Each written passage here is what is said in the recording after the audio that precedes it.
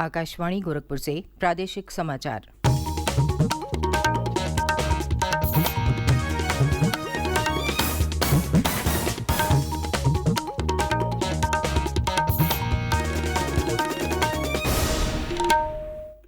नमस्कार, समाचार बुलेटिन के साथ मैं सुकीर्ति असाना। पहले मुख्य समाचार। सहारा समूह की 4 सहकारी समितियों में फंसे जमाकर्ताओं का धन लौटाने के लिए सहारा रिफंड पोर्टल का हुआ शुभारंभ। गृह और सहकारिता मंत्री अमित शाह ने कहा, 45 दिनों के भीतर वापस आएगा निवेशकों का पैसा। मुख्यमंत्री योगी आदित्यनाथ ने 1,500 से अधिक एएनएम स्वास्थ्य कार्यकर्तियों को वितरित किए नियुक्ति पत्र। कहा, पिछले 6 वर्ष में उत्तर प्रदेश बीमारू राज्य की श्रेणी से निकलकर सक्षम राज्य बनने की ओर हुआ अग्रसर। यमुना नदी में आई बाढ़ से आगरा और मथुरा जनपदों के कई गांव हुए जलमग्न। राज्य के 12 जिले हैं बाढ़ से प्रभावित। और सहारनपुर में अंबाला देहरादून राजमार्ग पर हादसे के बाद कार में आग लगने से 4 लोगों की जलकर मृत्यु।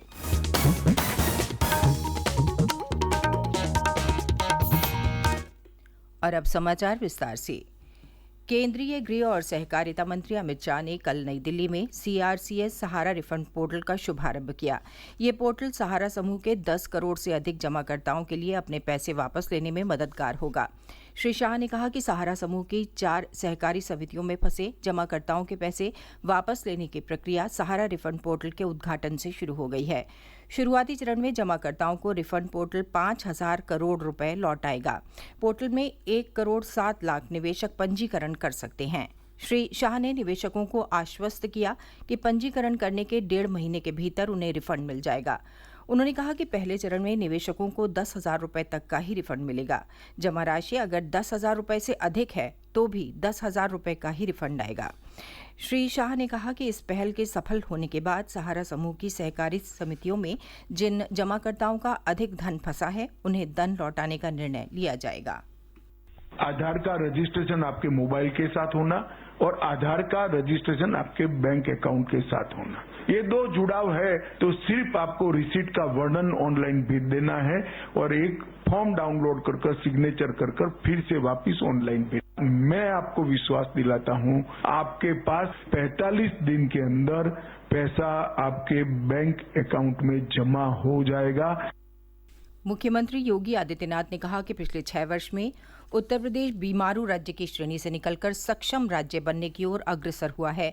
उन्होंने कहा कि नीति आयोग के आंकड़े इसकी पुष्टि करते हैं। लखनऊ के लोक भवन सभागार में कल नवचयनित 1,573 एएनएम स्वास्थ्य कार्यकर्तियों को नियुक्ति पत्र वितरित करते हुए श्री योगी ने कहा कि नीति आयोग की रिपोर्ट के अनुसार 2015-16 में उत्तर प्रदेश में लगभग 38% लोग गरीबी रेखा से नीचे जीवन यापन करते थे, लेकिन आज ये आंकड़ा कम होकर मात्र 12% रह गया है।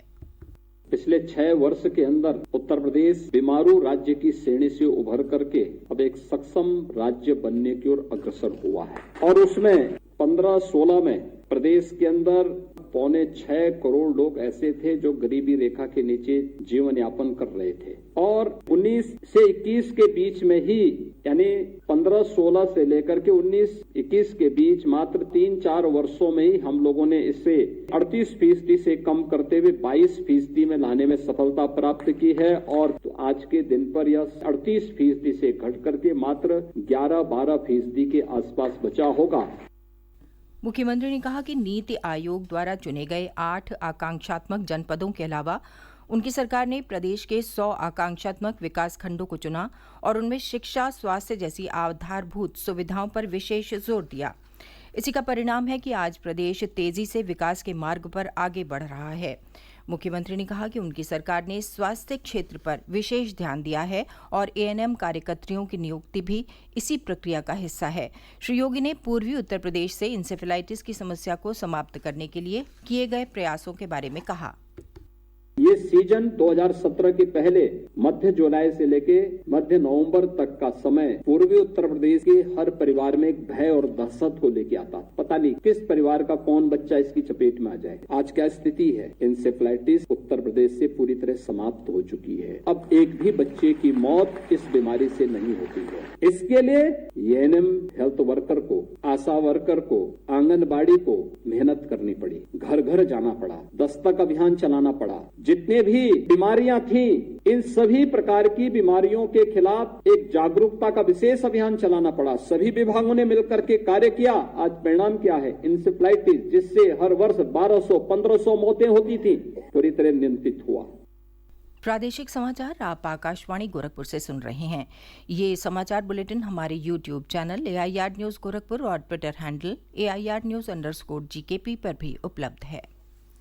प्रदेश के 12 जिले इस समय बाढ़ की चपेट में हैं। राहत आयुक्त कार्यालय के अनुसार इन जिलों की 21 तहसीलों के 426 गांवों के लगभग 40,000 लोग बाढ़ से प्रभावित हैं। पिछले 24 घंटों के दौरान बाढ़ जनित परिस्थितियों के कारण प्रदेश में कम से कम 5 लोगों की मृत्यु हुई है। यमुना नदी आगरा और मथुरा में खतरे के निशान से ऊपर बह रही है। आगरा में यमुना ने कल बाढ़ के मध्यम स्तर 499 फीट का तटबंध तोड़ दिया, जिससे शहरी इलाकों में पानी प्रवेश कर गया। यमुना ताजमहल और एतमादुद्दौला स्मारक को छूकर बह रही है। ताजमहल के पीछे ताज व्यू पॉइंट के पानी में डूबने से इसे पर्यटकों के लिए बंद कर दिया गया है। मेहताब बाग भी बाढ़ से घिरा है, जिससे इसके निकट बसे PAC कैंप को हटाना पड़ा है। दशहरा घाट के मंदिर और कुएं तक बाढ़ का पानी पहुंच गया है। स्थानीय लोगों का कहना है कि 13 साल बाद यमुना का जलस्तर इतना बढ़ा है। मथुरा में यमुना नदी खतरे के निशान से 1 मीटर ऊपर बह रही है। हालांकि नदी का जलस्तर कम होना शुरू हो गया है। मथुरा वृंदावन के कई मंदिर और मठ बाढ़ से घिरे हैं, जबकि कई रिहायशी इलाकों के जलमग्न होने से लोगों को सुरक्षित स्थान पर पहुंचाने के प्रयास किए जा रहे हैं। वहीं गंगा नदी का जलस्तर बढ़ने से शाहजहांपुर और बदायूं जिलों के कई गांव बाढ़ग्रस्त हैं। बदायूं में गंगा खतरे के निशान से 87 सेंटीमीटर ऊपर बह रही है। इसके अलावा उत्तराखंड के बनबसा बैराज से शारदा नदी में पानी छोड़े जाने के कारण पीलीभीत में भी कई गांवों पर बाढ़ का संकट बढ़ गया है। प्रदेश में अगले कुछ दिनों के दौरान मानसून की सक्रियता में कमी आएगी। मौसम विज्ञान केंद्र लखनऊ के मौसम वैज्ञानिक अतुल कुमार सिंह ने बताया कि उड़ीसा तट पर बने कम दबाव के क्षेत्र के कमजोर पड़ने से वर्षा के लिए जिम्मेदार मानसून द्रोणी यानी निम्न दबाव का बिंदुपथ अपनी सामान्य स्थिति से दक्षिण की ओर चला गया है और अगले कुछ दिनों के दौरान भी इसके दक्षिण में बने रहने की संभावना है, जिससे राज्य में विशेषकर पूर्वी उत्तर प्रदेश में मानसून की गतिविधि कमजोर रहेगी। हालांकि पश्चिमी विक्षोभ के कारण पूर्वी उत्तर प्रदेश में कहीं कहीं छिटपुट वर्षा और पश्चिमी उत्तर प्रदेश में हल्की से मध्यम वर्षा होने का अनुमान है। केंद्रीय महिला एवं बाल विकास व अल्पसंख्यक कल्याण मंत्री स्मृति ईरानी कल 2 दिवसीय दौरे पर अपने संसदीय क्षेत्र अमेठी पहुंची। उन्होंने कल भवानीगढ़ में स्वर्गीय रामसुंदर यादव अमृत सरोवर का भूमि पूजन किया। 29 लाख रुपए की लागत से इस अमृत सरोवर का सुंदरीकरण होगा और इसे पर्यटन स्थल के रूप में विकसित किया जाएगा। केंद्रीय मंत्री ने प्रधानमंत्री आवास योजना के लाभार्थियों और मनरेगा मजदूरों से बातचीत भी की। इसके बाद श्रीमती ईरानी ने हलियापुर में आयोजित लोन मेले में केंद्र सरकार की विभिन्न योजनाओं के 25 लाभार्थियों को 83 लाख रुपए के ऋण वितरण कार्यक्रम सहित अन्य आयोजनों में हिस्सा लिया। सहारनपुर जिले में कल एक सड़क हादसे में कार में आग लगने के कारण 4 लोगों की जलकर मृत्यु हो गई। दुर्घटना अंबाला देहरादून हाईवे पर रामपुर थाना क्षेत्र के चुनहटी गांव के पास हुई। पुलिस ने बताया कि ओवरटेक करने के प्रयास में एक ट्रक ने कार को टक्कर मार दी, जिससे वो अनियंत्रित होकर डिवाइडर से जा टकराई और उसमें तुरंत आग लग गई। मृतक उत्तराखंड के हरिद्वार जिले के निवासी थे। केंद्रीय मंत्री और चंदौली के सांसद डॉक्टर महेंद्र नाथ पांडेय ने कल अपने संसदीय क्षेत्र में 5 करोड़ रुपए से अधिक की लागत की कई विकास परियोजनाओं का लोकार्पण और शिलान्यास किया। उन्होंने वाराणसी के कैथी स्थित डाक बंगला का विस्तार करते हुए 1 करोड़ 62 लाख रुपए से प्रस्तावित 4 कमरों के नए भवन की आधारशिला रखी। उन्होंने अजगरा विधानसभा क्षेत्र के लिए 2 करोड़ रुपए से अधिक की लागत के 8 विभिन्न मार्गों का भी लोकार्पण और शिलान्यास किया। और अंत में मुख्य समाचार एक बार फिर। सहारा समूह की 4 सहकारी समितियों में फंसे जमाकर्ताओं का धन लौटाने के लिए सहारा रिफंड पोर्टल का हुआ शुभारंभ। गृह और सहकारिता मंत्री अमित शाह ने कहा 45 दिनों के भीतर वापस आएगा निवेशकों का पैसा। मुख्यमंत्री योगी आदित्यनाथ ने 1,500 से अधिक ANM स्वास्थ्य कार्यकर्तियों को वितरित किए नियुक्ति पत्र। कहा पिछले 6 वर्ष में उत्तर प्रदेश बीमारू राज्य की श्रेणी से निकलकर सक्षम राज्य बनने की ओर हुआ अग्रसर।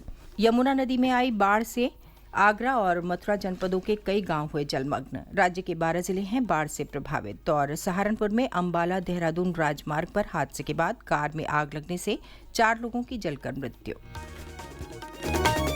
इसके साथ ही समाचार बुलेटिन समाप्त हुआ। नमस्कार।